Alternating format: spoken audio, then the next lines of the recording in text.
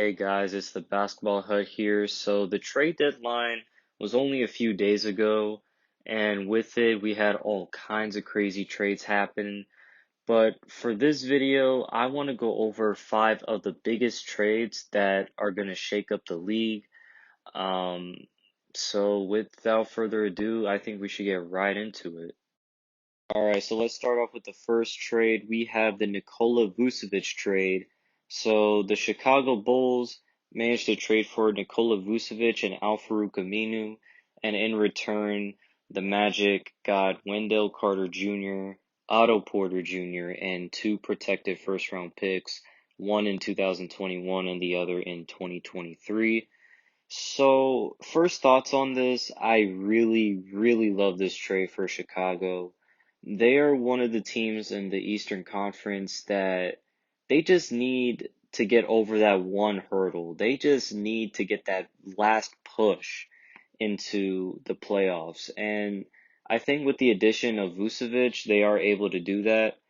If you take a look at what he's averaging this season so far in 34 minutes a game, he's putting up about 24 and a half points on 20.6 attempts, which is, I believe, a career high for him. He's shooting 48% from the field, 40.6% from three, and 82.7 from the free throw line. In addition to that, he's also grabbing 11.8 rebounds and dishing out 3.8 assists. He was also named an All-Star this year, so I think personally this is a good trade for Chicago. They're finally, with this trade, I feel like they're committed to winning. They're committed to building around their All-Star shooting guard and Zach LaVine. And overall, they didn't have to give up a whole lot for him.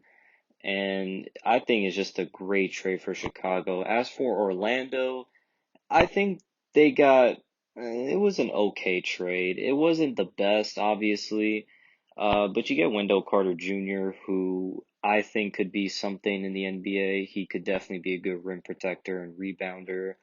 Otto Porter Jr. is fine, I guess. I'm pretty sure they're gonna try and trade him or something. And two protected first, I think Orlando could have gotten at least one unprotected first. But, having two first round picks is okay by me, I guess. So, final thoughts on this trade. It was a great trade for the Bulls, okay trade for the Magic, and I honestly wouldn't be surprised to see Chicago getting to that seventh or eighth spot in the Eastern Conference playoffs. It's going to be incredible to see. All right, let's move on to the second big trade, and this is going to be the Evan Fournier trade. So, this was a trade between the Boston Celtics and the Orlando Magic. The Celtics managed to get Evan Fournier, and the Magic, I believe, got Jeff Teague and two second round picks. So, first, let's talk about how this affects Boston. Personally, I think this is okay for Boston. If you look at what Evan Fournier is averaging on the season in 30 minutes a game, he's putting up almost 20 points on 14 attempts, shooting 46% from the field, almost 39% from three, and nearly 80% from the free throw line, while grabbing almost three rebounds and dishing out almost four assists. So I think he will be perfect for that six-man role in Boston. He could definitely be that spark off the bench. I just don't think that this is what Boston needed. I don't think this is what they needed at all.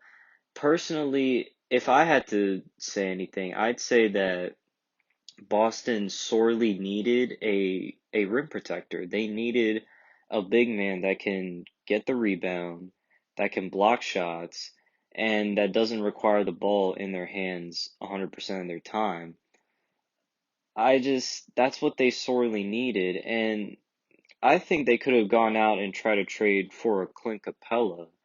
I don't know if the Hawks will be willing to do that, but I mean they could have tried. They could have traded maybe Marcus Smart to the Hawks, and Celtics would have gotten Clint Capella, and you could have still done the Evan Fournier trade. So maybe you could have replaced Fournier, uh, with Smart, and that would be phenomenal. Like, imagine like a team that had Kemba, Evan Fournier, Jaylen Brown, Jason Tatum, and Clint Capella.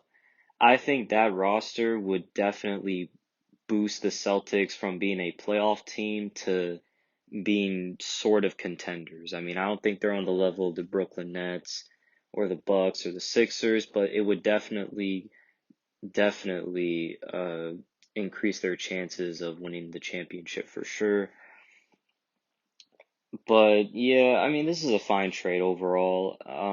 Again, Evan Fournier is still a good player, and Boston does need that leader on the bench, so I think it's okay for them.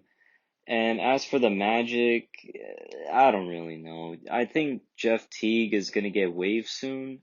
And on top of that, you also get two second round picks, which personally, I think y'all could have gone a lot more for Fournier. I'm not saying like he's a superstar or anything like that, but come on, man. I think you could have gotten an extra player or so, or maybe even a first round pick. But yeah, it is what it is. So, final thoughts on this. Okay trade for the Celtics, not what they needed, but it's still okay to have. And I'd say it's a bad trade for a Magic. Like, you just got two second round picks for a guy averaging almost 20 points a game. Like, good Lord, this is going terrible for Orlando. I can tell you that much. All right, moving on to the third trade, we got the Aaron Gordon trade. So this was a trade between the Denver Nuggets and once again the Orlando Magic. They were really making moves during the trade deadline. I can tell you that much. Like three of the major moves have been by Orlando, which is crazy. But anyways, moving on to the trade, the Magic traded Aaron Gordon, and in return, they got Gary Harris, RJ Hampton, and a first round pick. So I think this is a phenomenal trade for Denver. Uh, Before we get into the Aaron Gordon situation, let's talk about what the Nuggets did before this. Because they managed to get JaVale McGee from the Cavs for I think like maybe a couple of seconds or something. And I love that move because that gives the Nuggets a backup center who can rebound, block shots. It's perfect backup for Nikola Jokic for sure.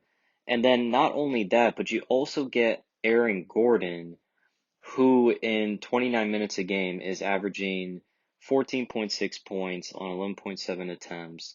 He's shooting 43.7% from the field, 37.5% from three, and nearly 63% from the free throw line, while also grabbing 6.6 rebounds and 4.2 assists.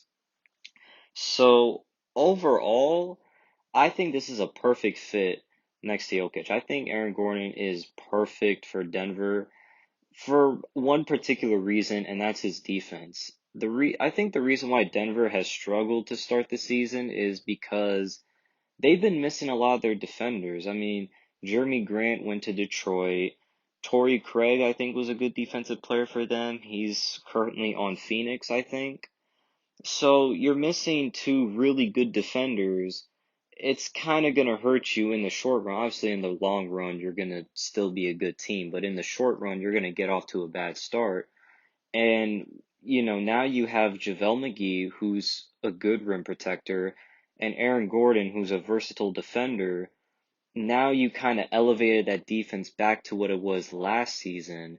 So now the Nuggets are looking like their old selves again. And I'm telling you, come playoff time, this team is going to be scary. Um, Jamal Murray, Nikola Jokic, Aaron Gordon, like these guys are going to lead Denver to greatness in the postseason. If all goes well and everyone, fits well and so on and so forth. And the Orlando Magic, they got Gary Harris, who hasn't really done anything for Denver. I think he was supposed to be something, but he didn't end up being anything really. He just kind of ended up being a okay shooter, an okay defender. RJ Hampton, I think he could have had some potential as a backup point guard, but the Nuggets do have Monte Morris to do that, so they didn't really need him. And then just tossing a first round pick, to kind of sweeten the pot a little bit. So, final thoughts on this. Great trade for the Nuggets. I think this makes them contenders for sure. Getting a versatile defender like AG.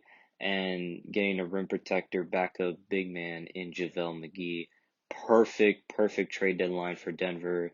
As for the Magic, it's meh. You know, Gary Harris is okay. RJ Hampton might be something, and you could do something with the first round pick, but overall, I think it's just meh. You see the Magic making a lot of moves at the trade deadline, but I don't think they're winners. I mean, for the most part, they just got a lot of meh trades, you know? None of it's good, none of it's bad. It's just okay, but oh well, it is what it is. It's the Orlando Magic. What do you expect, you know? All right, moving on to the fourth major trade of the trade deadline, we have the Rajon Rondo trade, where it was a trade between the Los Angeles Clippers and the Atlanta Hawks. The Clippers got Rajon Rondo, and the Atlanta Hawks got Lou Williams, two second round picks, and cash consideration. So, I think we got to start with the Clippers here. I think throughout this entire season, the Clippers have been kind of flying under the radar, and that's probably due to Brooklyn and their rise to contention and the Lakers. So the Clippers have mainly been flying under the radar, haven't been getting much attention. And the one thing that I've noticed that they sorely needed is they need a point guard. Like they need a true veteran, pure point guard. And who better than Rajon Rondo to do that? Over the course of this season so far, he's been averaging about 3.9 points on 4.1 attempts from the field, shooting 40% from the field, 37.8% from three, and 50% from free throw line on point 0.1 attempts. He's also grabbing 2 rebounds and dishing out 3.5 assists per game. So he's not having the greatest season, obviously, and age does have to play a factor into that. But you can't deny that Rondo's still pretty damn good at his age. And not only that, but he's shown time and time again that even at his age, he is capable of making big time plays in the postseason. He did it for Los Angeles, not for the Clippers, but for the Lakers. Did it last season where they won the championship. He was a key player in that run. So I think you can expect him to do the same thing with the other team in LA. And then as for Lou Will, he hasn't been the greatest this season. He's been struggling a lot. Usually he's a guy that'll average like 18 to 20 points a game off the bench, but this season, in his about 22 minutes of playing time, he's been putting up 12 points on 10 attempts, shooting 42% from the field, 38% from three, and 86% from the free throw line, while grabbing about 2 rebounds and 3.4 assists being dished out. So this is a case where I think it is the most even trade. I think this is probably the most fair trade where both teams can benefit. The Clippers get a pure point guard in Rondo, and that helps their championship aspirations. And the Atlanta Hawks get a bench piece, a former Six Man of the Year player, by the way, and I think he'll definitely be a good spark off that Atlanta Hawks bench. Uh, yeah, overall, I think this is the most even trade in this whole video. So I think this is a great trade for both sides. Yeah, I'm not really much to say about it. I just think this is a perfect trade. And hopefully these guys, I mean, they've had bad seasons so far, but hopefully with their respective teams, they can turn it around and show up for their team, especially come playoff time. All right, and moving on to the fifth and final trade of the video, we have the Victor Oladipo trade. Trade between the Miami Heat and the Houston Rockets, where Miami traded away Avery Bradley, Kelly Olynyk, and a 2022 pick swap in exchange for Victor Oladipo. So for the Heat, this is a good trade. I think they have struggled in many aspects. There's rebounding obviously, and also the lack of a shot creator, a two-way shot creator next to Jimmy Butler. And I think Oladipo can provide that, even though he's not having the best season. averaging about 20.8 points on 18 attempts, shooting 41% from the field, 33% from three, 76% from free throw line, while grabbing 5 rebounds and dishing out almost 5 assists. Not the best season, obviously, and a lot of factors that go into it. Obviously, his injury. He's not the same player he once was, not the same defender. His quickness went down, but I think that he definitely has something to prove, and that's a perfect fit for Heat culture because, again, the Miami Heat revolve around that. They're guys that have to prove something, and I think Oladipo will be a perfect fit for that. And again, he's still averaging like 21 points a game, maybe not on the best efficiency, but he's still getting buckets out there. And I think with Jimmy and Bam, it'll definitely take the pressure off Oladipo to score the ball. I will say there will be times where he probably won't be the first, second, or even third option at times, but I think he'll fit into that role very nicely. So great trade for the Miami Heat and definitely increases their chance of winning a championship or making it to the finals. Now, let's get into Houston. And I think Houston just sucked terrible. I'm not even talking about this trade, I'm talking about the whole James Harden situation. Let's go all the way back to the James Harden situation. When they started shopping James Harden, they could have gotten so much more. Um, Eventually, they did trade him to the Nets, but the thing is, they could have gotten a guy like Karis LeVert and Jarrett Allen, two really good young pieces for your future, and you winded up with a washed Victor Oladipo, who you then traded for Avery Bradley, Kelly Olynyk, and a pick swap.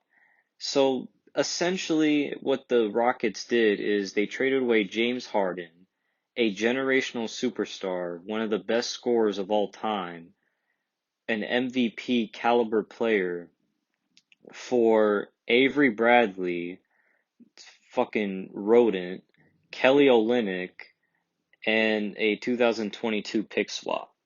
Like, good lord, that's just terrible. Like, how could you do that? How could you trade away a generational talent for damn Avery Bradley and Kelly Olynyk? I don't understand. Like, how can a team screw up the rebuild already? The thing about, let's take a look at another rebuilding team, OKC. The Thunder did such a fantastic job at rebuilding. They trade away Paul George for a multitude of picks and Shea Gilgeous-Alexander, who is currently the player they're building around. And they trade away Westbrook for CP3 and more picks. They made the playoffs last season. They then traded Chris Paul for Ricky Rubio, Kelly Oubre, Ty Jerome, and I believe another first round picks to add to their collection. And they started just stacking first round picks and second round picks like it was nothing. So in summary, OKC can be competitive and they can rebuild at the same time. They don't have to tank. The Houston Rockets might have tried to do this. Instead, they decided to do the complete opposite and said, you know what, let's just fuck everything up. Let's not get a ton of first round picks or any young players at all.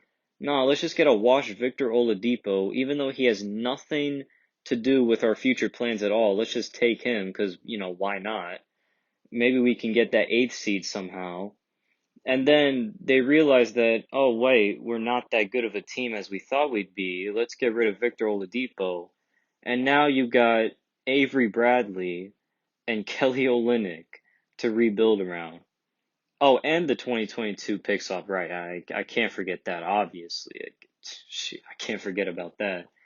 Yeah, I don't know what to say about the Rockets. They have done such a poor job to start their rebuild. They might get better with this whole rebuilding process. Again, they probably weren't even in a rebuild ever since Harden was traded to Houston, so they probably don't know what it's like to suck in a while. But hopefully, for Houston fans' sake, they try to just do something in the off season, try to turn it around because if this is where the Rockets are heading to, then it's gonna be a dark decade for Houston fans. I'm telling you, it's gonna be a dark 2020 decade for sure. But overall, thoughts on the trade alone, I give the Miami Heat like an A plus kind of. And as for the Rockets, you get an F. Like, oh my God, that is just terrible, terrible way at the trade deadline. Just oh my God, just terrible trade for the Rockets. But yeah, that's pretty much gonna do it for this video. Hope you all enjoyed this video. If you liked it, you can like it and subscribe to the channel. I'll try to post more videos consistently. I haven't really been consistent. I said I'd get this video out a while ago, like a couple of days ago. It's just a lot of stuff I've been dealing with, but I'll try to get as consistent as possible. Maybe I'll upload every couple of days or so. But yeah, until the next video, I will see you guys later. So yeah, have a good day.